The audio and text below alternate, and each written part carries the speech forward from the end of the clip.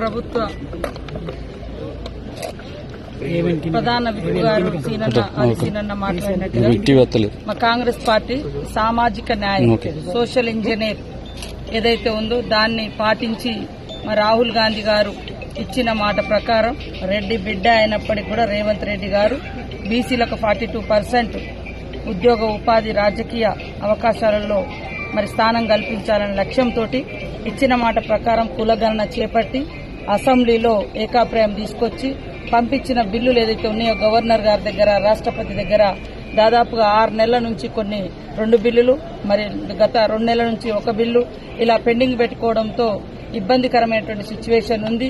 ఏదేమైనా 2 సంవత్సరాలుగా దాదాపుగా గ్రామాలలో ఎలక్షన్స్ లేక మరి సర్పంచెస్ లేక ప్రజాప్రతినిధులు లేక గ్రామాల అభివృద్ధి కూడా కుంటుపడుతున్నటువంటి ఈ నేపథ్యంలో మా పార్టీ నమ్మిన సిద్ధాంతం 42% మేమెంతో మాకంత అనే విధంగా మరి 42% బీసీలకు ఇచ్చి ఎస్సీ ఎస్టీల జనాభా ప్రకారంగా వాళ్లకు కూడా రిజర్వేషన్ ఇచ్చి ఎన్నికలకు పోవాలని నోటిఫికేషన్ ఇవ్వడం జరిగింది. స్థానిక సంస్థలకు ఇచ్చిన వెంటనే కొంతమంది హైకోర్టుకు కొంతమంది సుప్రీంకోర్టుకు పోయినరు. ఇవాళ సుప్రీంకోర్టులో మరి రిజెక్ట్ చేయడం జరిగింది ఎవరైతే పోయినరో.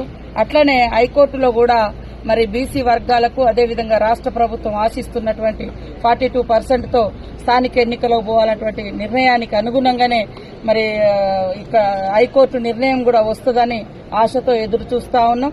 ఖచ్చితంగా మనము జనాభా ప్రాతిపదికన ఫలాలైనా పదవులైనా పంచితే విభేదాలుండవు. కాబట్టి రాష్ట్రంలో ఉన్నటువంటి 42% వాళ్ళకి ఇవ్వాలి బీసీ వర్గాలకు అనేటువంటి లక్ష్యంతో రేవంత్ రెడ్డి గారి ప్రభుత్వం పనిచేస్తుంది.